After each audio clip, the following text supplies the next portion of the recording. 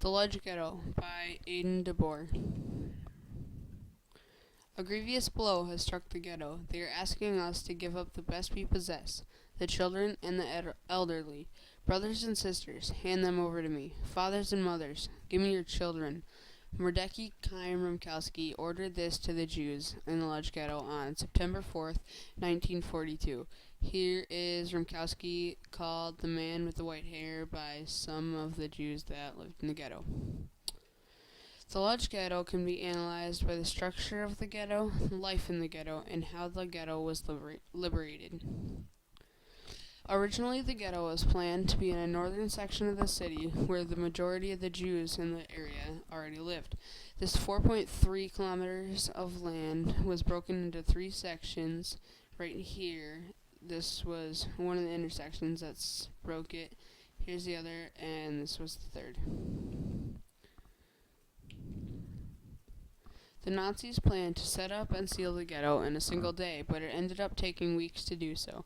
During this time, the Germans told the other population in the Lodge that the area was proclaimed full of infectious diseases so they could keep the people out of the area while they worked. Here you see a German soldier and a Jewish policeman directing traffic, and the sign here says Jewish residential area, entrance is forbidden.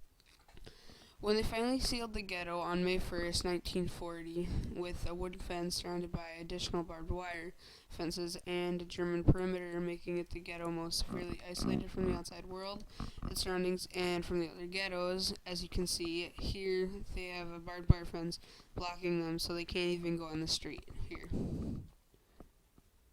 Life in the Lodge Ghetto was extremely harsh, with 230,000 people living there and no farming land or running water, and you were expected to pay for your own food. Hunger was a huge problem. The major factories produced uniforms for the German army. Rumkowski had an idea to make the ghetto as productive as possible so that the Germans wouldn't destroy it. Every worker was required to have a card that had these things, as described by Ellis Lewin in his interview with Ethan. In the ghetto, we got a working card, which granted that the only thing that represented was your name, and where you lived. And that was about it, because we're kind of restricted to where they were. And if you couldn't tell, he said, in the ghetto we got a working card which had your name, where you lived, and that was about it because they were restricted from going anywhere. However, the Germans just saw this working for them as a slight pause in the ultimate goal of exterminating them. Also, this made working conditions extremely harsh, having people working 12 hours a day, 7 days a week. Here they show people they are making shoes for the German army. In the fall of 1941, during the Holy Days, the inhabitants of the Lodge Ghetto got the news that 20,000 Jews from other areas of the Reich were coming to stay in the ghetto. In addition to these 20,000 Jews, 5,000 gypsies were being brought in. Here, this picture here shows people getting off of the train entering the ghetto. That next winter was extremely severe because the Nazis rationed the amount of coal and wood people got, so the Jews started burning whatever they could get their hands on, including furniture, and some buildings were literally ripped to the ground. They opened Chelmno Death Camp on December 8th, 1942, and 2 days after they opened it, they sent a request for 10,000 Jews to be deported there.